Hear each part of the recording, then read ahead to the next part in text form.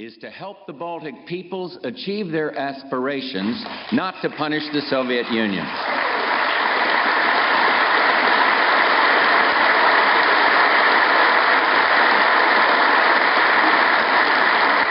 In our recent discussions with the Soviet leadership, we have been given representations which, if fulfilled, would result in the withdrawal of some Soviet forces, a reopening of dialogue with the republics, and a move away from violence. We will watch carefully as the situation develops, and we will maintain our contact with the Soviet leadership to encourage continued commitment to democratization and reform.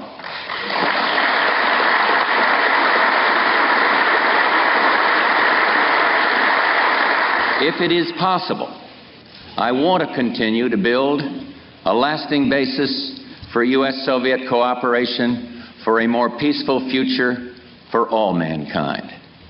The triumph of democratic ideas in Eastern Europe and Latin America, and the continuing struggle for freedom elsewhere, all around the world, all confirm the wisdom of our nation's founders.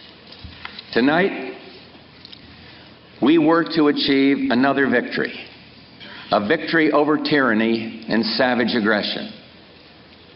We in this Union enter the last decade of the 20th century thankful for our blessings, steadfast in our purpose, aware of our difficulties, and responsive to our duties at home and around the world. For 2 centuries, America has served the world as an inspiring example of freedom and democracy. For generations, America has led the struggle to preserve and extend the blessings of liberty. And today, in a rapidly changing world, American leadership is indispensable.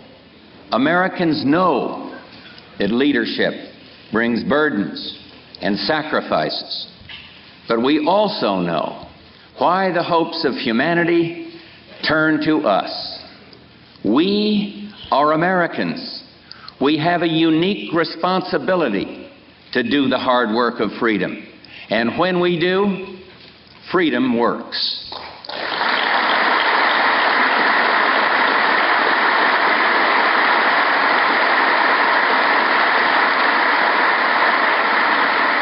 The conviction and courage we see in the Persian Gulf today is simply the American character in action. The indomitable spirit that is contributing to this victory for world peace and justice is the same spirit that gives us the power and the potential to meet our toughest challenges at home. We are resolute and resourceful.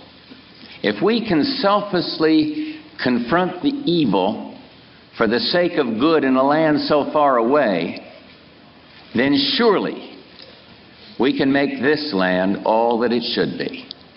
If anyone tells you that America's best days are behind her, they're looking the wrong way.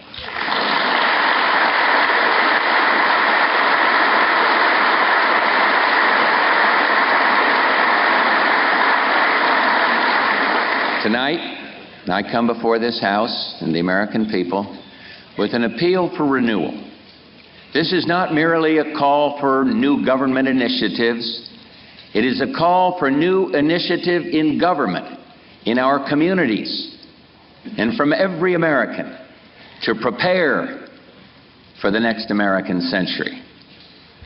America has always led by example.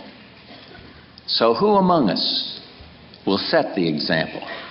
Which of our citizens will lead us in this next American century? Everyone who steps forward today to get one addict off drugs, to convince one troubled teenager not to give up on life, to comfort one AIDS patient, to help one hungry child. We have within our reach the promise of a renewed America. We can find meaning and reward by serving some higher purpose than ourselves.